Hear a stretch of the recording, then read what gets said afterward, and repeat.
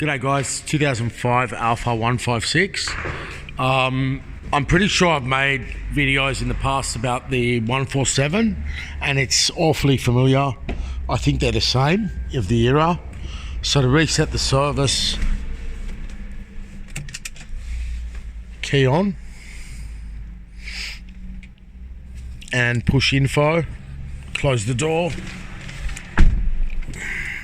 push info, go down to service and hold the plus and minus for about 10 seconds or something like that.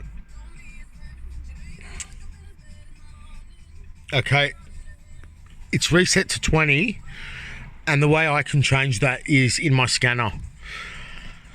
I can change that to less in the scanner, which I've done before. I'm quite surprised this vehicle has 20. Obviously it's never ever been recalibrated or anything like that, so I'm not sure if you can see that, but yeah, 20.